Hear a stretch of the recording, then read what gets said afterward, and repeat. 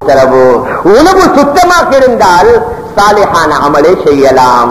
உணவு நஜீஸாக இருந்தால், அது ஹராமாக இருந்தால் அந்த உடம்பால் நல்லவைகளை செய்ய முடியாது.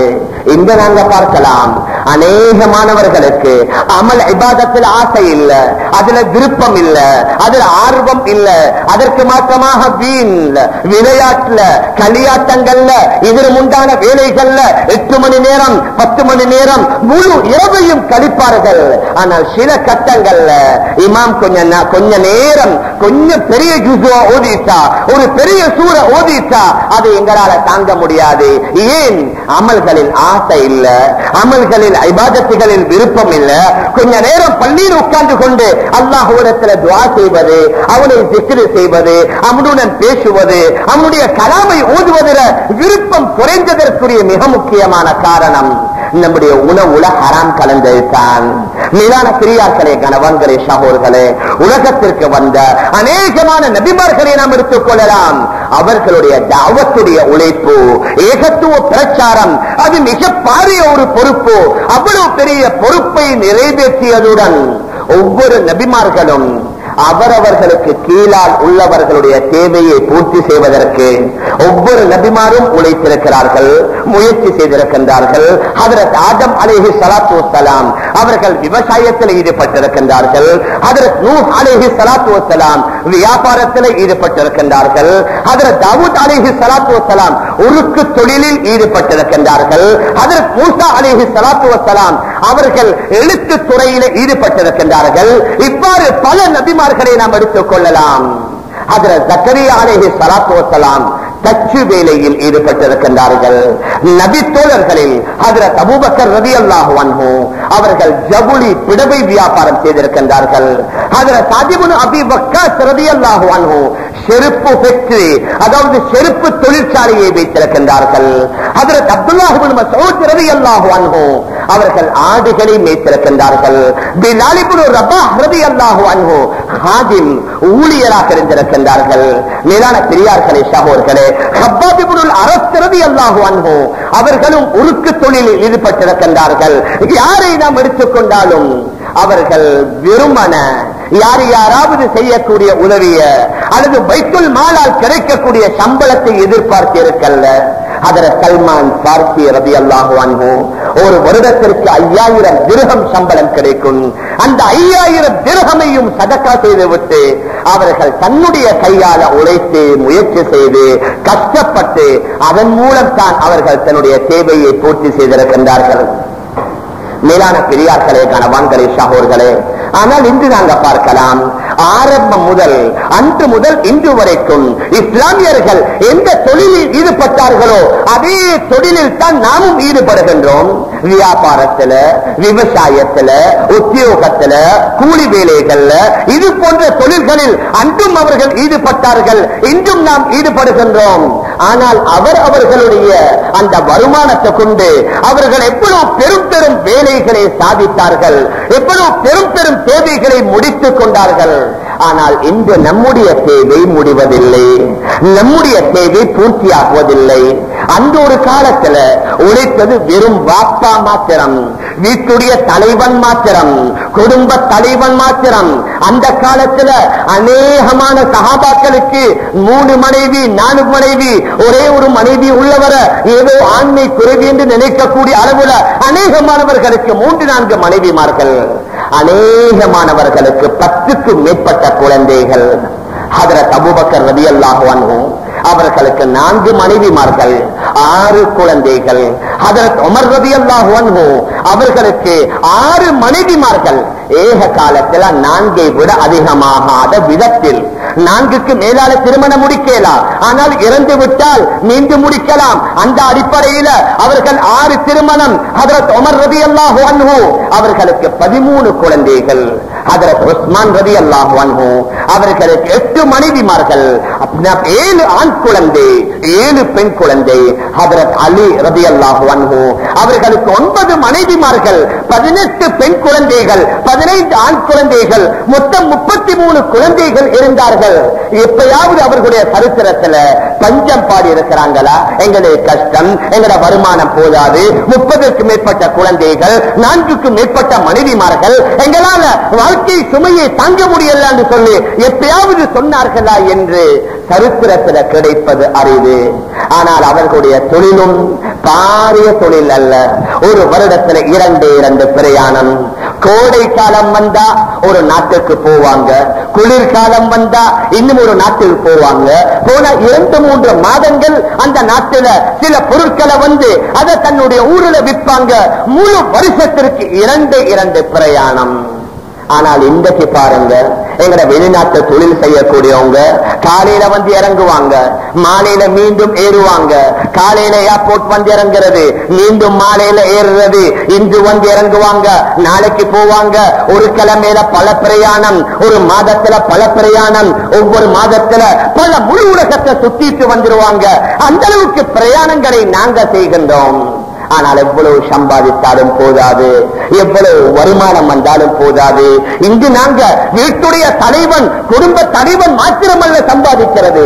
இன்றைக்கு உள்ளவங்க எல்லாம் தொழிலை போறது, ஆம்பளை போறது, பொம்பளை போறது, பெருசின் போறது, சிறுசின் போறது, எல்லாரும் போறது. பார்ட் டைம் ஜாப் அந்த ஆபீஸ்ல, இந்த இடத்துல இரவுல நைட் டியூட்டி, மார்னிங் ஷிப்ட் என்று சொல்லி இந்த அளவுக்கு நாங்க உழைக்கிறோம், முயற்சி செய்கின்றோம், பாடுபடுகின்றோம், சம்பாதிக்குகின்றோம்.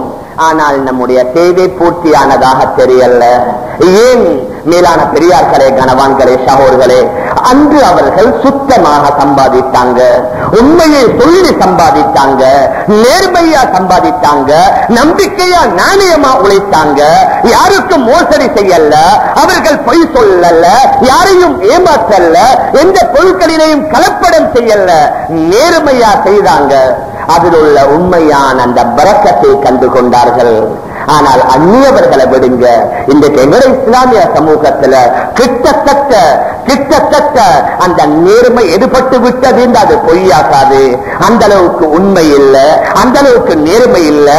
எல்லா தொழில்கள்ல அங்கே கலப்படம், அங்கே ஏமாற்றம், அங்கே மோசடி, அங்கே பொய், கொடுத்த வாக்கை மீறுகின்றார். இவருக்கு நல்லா தெரியும், வார கிழமைக்கு என்னால பணம் போட இயலாது சொல்லுவாரு. வாரக்கிழமை வாங்க, அடுத்த கிழமை வாங்க, எப்படி நான் பணம் தந்துருவேன். ஒவ்வொரு கிழமை வர வர அவருக்கு நல்லா தெரியும், 2 நாள்ல போட முடியாது, 3 நாள்ல போட முடியாது. ஆனால் தைரியமா சொல்லுவார், எப்படிக்கும் வாங்க, இத்தனை மணிக்கு வாங்க, பணம் கையில் இருக்கும் என்று. மேலான பெரியார்களே, கனவான்களே, சகோதரர்களே, இப்படி எத்தனையோ வகை வகையான மோசடிகள், ஏமாற்றுகள், இஸ்லாத்தில் அல்லாஹ் விரும்பாத, நபி அவர்கள் விருத்த முனாஃபிகீன்களிடம் இருக்கக்கூடிய பல தன்மைகள் நம்முடைய உழைக்கக்கூடியவர்கள் இருக்கிறதுனால அதில் உள்ள சம்பாத்தியத்தில் பரக்கத்தில்ல, அதில் உள்ள அந்த வருமானத்தில் பரக்கத்தில்ல. அதை சாப்பிட்ட அந்த உணவுனால, அந்த உடையினால, அந்த உடலினால எங்களால் அமல் செய்யக்கூடிய ஆசை இல்ல, ஆர்வம் இல்ல, விருப்பம் இல்ல. அந்த ஒரு காலத்தில் அவர்கள் எவ்வளவு கவனம் உண்டா இன்று நாங்க பார்க்கலாம். எங்களோட சொத்தை பாதுகாக்கணும், எங்களோட ஜொப்பை பாதுகாக்கணும், எங்களோட கடையை பாதுகாக்கணும். இதுல எவ்வளவு கண்ணும் கருத்துமாக கவனமாக நாங்க இருக்கிறோமோ அதைவிட பன்மடங்கு நமக்கு முன்னால வந்த தலப்பு சாலிஹீன்கள் அவர்களுடைய உணவுடைய விடயத்தில் கவனமாக இருந்தாங்க. ஆனா இன்றைக்கு நாங்க சர்வ சாதாரணம். அந்த உணவு எப்படி வருது, அந்த உணவு எங்கே செய்யப்படுது, அந்த உணவை யாரு விற்கின்றார், அதுல என்ன மோசடி நடந்திருக்குது, நான் அந்த உணவை வாங்குவதற்குரிய பணம் எனக்கு எப்படி கிடைத்தது, அது ஹலாலா அது ஹராமா என்று சிந்திப்பதற்கு கூட நேரம் இல்லை. அதனால நம்முடைய உணவுல ஹராம் கலந்துருச்சு. நம்முடைய சலப்பு சாதகங்கள் ஒன்று ஹராம், அதிலிருந்து 100க்கு 100 தவிர்ந்து கொள்ளணும். இன்னொன்று சுபஹா, அதாவது சந்தேகத்திற்கிடமானது. சந்தேகத்திற்கிடமானதை தவிர்த்து கொண்டால் நல்லது. ஆனால் நாங்க பார்க்கலாம், அந்த சந்தேகத்திற்கிடமான விடயங்களை கூட நம்முடைய சலஃபு சாலிஹீன்கள் அதுல கூட மிக கவனமாக இருந்தாங்க. ஹதரத் உமர் இப்னு அப்துல் அசீஸ் ரஹ்மத்துல்லாஹி அலைஹி உலகத்துடைய பல பகுதிகள் ஆட்சி செய்தாங்க. அவருக்கு அல்லாஹ் பெரும் ஈத்தப்பழ தோட்டங்கள் அல்லாஹ் கொடுத்திருந்தான். அந்த ஈத்தப்பழ தோட்டங்களில் விளையக்கூடிய ஈத்த பழங்களை அறுவடை செய்து ஒரு கட்டத்தில் அதை ஏற்றி வந்த ஒட்டகம் பைத்துல் மாலுடைய ஒட்டகம். ஈத்தப்பழத்துடைய சொந்தக்காரன் அவர், ஆனால் ஏற்றி வந்த அந்த சாதனம், அந்த வாசனம் பைத்துல் மாலுடைய ஒட்டகம். அதனால சொன்னாங்க, இதுல கொண்டு வரப்பட்ட இந்த எத்தனை 1000 கிலோ ஈத்தப்பழம் அதை என்னால் எடுக்க முடியாது, இந்த ஈத்தப்பழத்தையும் பைத்துல் மாலில சேர்த்திருங்க. இந்த ஈத்தப்பழத்தை நான் எடுப்பதற்கு எனக்கு விருப்பம் இல்லை. ஏன்? அது ஏற்றி வரப்பட்டது பைத்துல் மாலுடைய ஒட்டகத்துல. இமாம் நவவி ரஹ்மத்துல்லாஹி அலைஹி ஷாஃபி மதஹபிலே உள்ள மிக முக்கியமான இமாம், சிரியாவுடைய நவா என்ற இடத்துல அவர்களுடைய அடக்கஸ்தலமும் அமைந்திருக்கின்றது. இமாம் நவவி ரஹ்மஹுல்லாஹ் சிரியாவுல அதிகமான, அதாவது வக்ஃப் செய்யப்பட்ட தோட்டங்கள் இருந்தன. அந்த காலத்துல வக்ஃப் செய்யப்பட்ட ஈத்தப்பழ தோட்டங்கள் இருந்தது. அதனால ஈத்தப்பழங்களையே சாப்பிடுவதை நிறுத்திட்டாங்க. ஏன்? நான் சாப்பிடக்கூடிய அந்த ஈத்தப்பழம் வக்ஃப் செய்யப்பட்ட பழமாக ஆகிவிடுமோ என்று பயந்திருக்கிறாங்க. நம்முடைய ஹனஃபி மذஹபுடைய இமாமுல் ஆதம் அபூ ஹனீஃபா ரஹ்மஹுல்லாஹ் அவர்கள் வாழ்ந்த பகுதியில திடீரென்று ஒரு ஆளுடைய ஆடு காணாமல் போய்விடுகின்றது. உடனடியாக போய் ஒரு மிருகவியல் நிபுணத்தை கேட்கின்றார். ஆக கூடுதலாக ஒரு ஆடு உலகத்தில் எவ்வளவு காலம் வாழும்? அவர் கூறுகின்றார், 7 வருஷம் வாழும். இமாமுல் ஆதம் அபூ ஹனீஃபா ரஹ்மஹுல்லாஹ் அன்றைய தினத்திலிருந்து 7 வருஷமாக ஆட்டிறைச்சியை சாப்பிட்டதே இல்லை. கொஞ்சம் கற்பனை பண்ணி பாருங்க. நாங்க ஒரு கிழமைக்கு மாமிசம் சாப்பிடாம எங்களால் செய்யலுமா? ஒரு மாதம் மாமிசம் சாப்பிடாம செய்யலுமா? அதுவும் கட்டாயம். அதாவது எது திருடப்பட்ட ஆடு தெரியாது, சந்தேகத்திற்கிடமானது. 7 வருஷ காலமாக இமாமுல் ஆதம் அபூ ஹனீஃபா ரஹ்மத்துல்லாஹி அலைஹி ஆட்டிறைச்சியை சாப்பிடவே இல்லை.